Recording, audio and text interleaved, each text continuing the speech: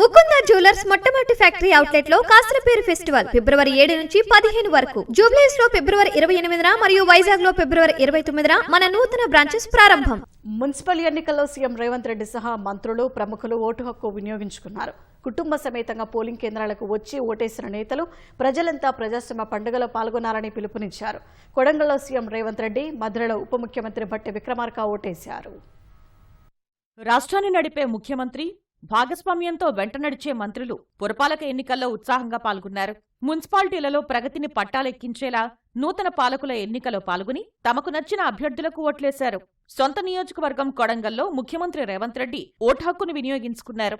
హైదరాబాద్ నుంచి కొడంగల్కు హెలికాప్టర్లో చేరుకున్న సీఎం స్థానిక బాలుర ఉన్నత పాఠశాలలో ఏర్పాటు చేసిన పోలింగ్ కేంద్రంలో ఓటేశారు. అనంతరం తిరిగి హైదరాబాద్కు వెళ్లారు. మధిర మున్సిపాలిటీలో ఉప ముఖ్యమంత్రి భట్టి విక్రమార్క ఓటు హక్కు వినియోగించుకున్నారు. నల్గొండ 33వ డివిజన్లోని పబ్లిక్ స్కూల్లో మంత్రి కోమటిరెడ్డి వెంకటరెడ్డి కుటుంబ సభ్యులతో కలిసి ఓటు వేశారు. నందికొండ మున్సిపాలిటీలోని 5వ వార్డులో మాజీ మంత్రి జానారెడ్డి కుటుంబ సమేతంగా ఓటు హక్కు వినియోగించుకున్నారు. కోదాడలోని 14వ వార్డులో మంత్రి ఉత్తమ్ కుమార్ రెడ్డి కుటుంబ సమేతంగా ప్రజాస్వామ్య ప్రక్రియలో పాల్గొన్నారు. ఆందోళ్ జోగిపేట మున్సిపాలిటీలోని 9వ వార్డు వ్యవసాయ మార్కెట్ కమిటీ కార్యాలయంలో ఏర్పాటు చేసిన పోలింగ్ కేంద్రం వద్ద మంత్రి దామోదర రాజనరసింహ ఓటేశారు. సిద్దిపేట జిల్లా హుస్నాబాద్ మున్సిపాలిటీలోని 3వ వార్డు నవభారత్ పబ్లిక్ స్కూల్లో కుటుంబ సభ్యులతో కలిసి మంత్రి పొన్నం ప్రభాకర్ ఓటు వేశారు. నాగర్ కర్నూలు జిల్లా కొల్లాపూర్లో మంత్రి జూపల్లి కృష్ణారావు ఓటు హక్కు వినియోగించుకున్నారు.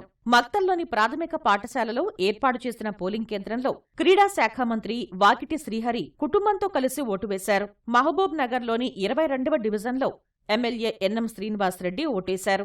నిజామాబాద్లో పీసీసీ అధ్యక్షుడు మహేష్ కుమార్ గౌడ్ ఓటేశారు. జగిత్యాలలో మాజీ మంత్రి, కాంగ్రెస్ సీనియర్ నేత జీవన్ రెడ్డి ఓటు హక్కు వినియోగించుకున్నారు. మహబూబాబాద్ జిల్లా తొర్రూరులో ఎమ్మెల్యే యశస్విని రెడ్డి ఓటేశారు.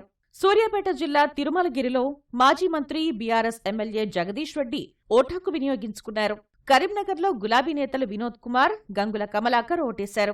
జనగామలోని 5వ వార్డు పోలింగ్ కేంద్రంలో ఎమ్మెల్యే పల్లా రాజేశ్వరరెడ్డి ఓటు హక్కు వినియోగించుకున్నారు. స్టేషన్ ఘన్పూర్లోని 13వ వార్డులో మాజీ ఎమ్మెల్యే రాజయ్య కుటుంబ సమేతంగా ఓటేశారు. కరీంనగర్లోని 50వ డివిజన్లో కేంద్ర మంత్రి బండి సంజయ్ కుటుంబ సభ్యులతో కలిసి ఓటు వేశారు. మహబూబ్ నగర్లో ఎంపీ డీకే అరుణ ఓటు హక్కు వినియోగించుకున్నారు. కామారెడ్డిలో ఎమ్మెల్యే రమణారెడ్డి ఓటు హక్కును వినియోగించుకున్నారు.